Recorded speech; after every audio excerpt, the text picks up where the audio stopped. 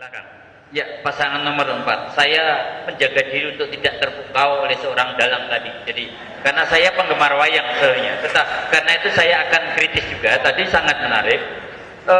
Pasangan nomor 4 satu-satunya pasangan yang menyatakan bicara menjadi pemerintahan yang bersih. Yang lain bicara menjadi tegak yang bersih. Tetapi saya ingin ada dua hal yang menarik tadi. Saya pengen lebih jelas bahwa seorang ayah itu tidak hanya kalau perlu intervensi menyuapi. Saya pengen konkret bagaimana ini harus dilakukan dalam sebuah kebijakan pemerintahan terhadap masyarakat Tegal. Saya persilakan. Iya, sesuai dengan apa yang jadi misi kami adalah gerakan cinta desa, bahwa desa itu adalah penopang pembangunan yang ada di kabupaten. Amat sangat ironis kalau kemudian seorang bupati pemerintahan Kabupaten Tegal tidak memperhatikan desa. Dan Bapak jangan khawatir, Bapak bukan wayang, tapi Bapak adalah penonton wayang yang baik, Pak. Ya, menarik juga. Tadi pasangan calon nomor 4 ini mengatakan akan menyumbang 500. Saya ingin tahu berapa sih jumlah desa di Tegal itu? Mohon diulangi, Pak. Berapa jumlah desa yang ada di Kabupaten Tegal dan kita akan tahu berapa anggaran yang Anda harus alokasikan kalau nanti Anda jadi bupati. 287 desa. Oh iya, jadi pas sesuai dengan data saya. Ya. Ya. Kemudian berapa persen dari anggaran itu akan digunakan untuk alokasi desa? Kalau dibandingkan total anggaran, karena ini sesuatu yang tidak main-main bicara anggaran. Oke, terima kasih Bapak. Sangat barangkali orang akan mengejar dari mana uangnya yang 500 juta itu. Saya kira bukan diambilkan dari mana-mana, Pak. Cuma ini adalah pada strategi untuk pemindahan dan pelimpahan kebijakan. Kalau dulu adalah kebijakan itu melalui SKPD, tetapi kebijakan ini nanti akan langsung ke desa, rekening itu melalui swakelola. Dan kalau itu melalui swakelola akan mengalami pengiritan yang amat sangat banyak. Kalau SKPD itu tentu saja akan ada fee apa yang namanya proyek, kemudian batis 10%. Oke, Anda mau menggali potensi domestiknya. Ada satu lagi mumpung masih ada waktu 20 detik. Sangat menarik dan memang seharusnya begitulah pelayan publik, maksudnya ngurus KTP itu nggak bayar. Pertanyaannya adalah tetapi pegawai negeri itu gajinya kecil, bagaimana Anda harus mengkompensasi ketika nanti KTP tidak lagi harus ditarik?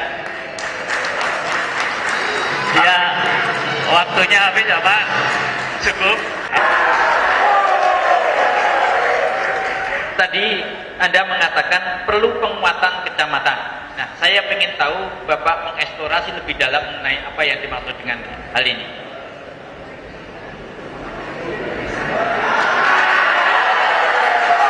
Saya mohon tenang supaya pasangan calon bisa menjawab dengan tenang pula ya. Terima kasih Pak. Mungkin saya bisa menjelaskan.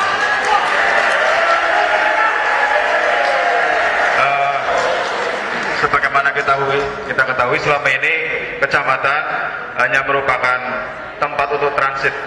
Semua kegiatan kecamatan tidak menangani, hanya sebagai lembaga koordinasi. Banyak kegiatan di desa yang itu mestinya bisa dikerjakan oleh desa karena sifat desa itu sendiri, baik dari sisi lokasinya ada kesenjangan antar desa yang satu dengan desa yang lain. Oleh karena itu kecamatan harus didorong untuk mengatasi masalah tersebut. Kira Undang-Undang Nomor 32 Tahun 2004 itu berbeda dengan Undang-Undang Nomor 5 Tahun 74. Saya pikir itu berbeda posisi kecamatan. Tapi sama ekspor yang lain. Tadi pasangan ini juga menyatakan santunan kematian 1 juta. Berapa angka kematian dalam 5 tahun dan berapa anggaran yang akan Anda keluarkan? Berapa rupiah yang akan Anda keluarkan untuk 5 tahun ke depan untuk menunjang ini? Kami punya asumsi. Setiap tahun asumsinya kalau setiap 5 orang itu akan ketemu kali 30, kemudian kali 1 juta, ada sekitar 1,8 miliar.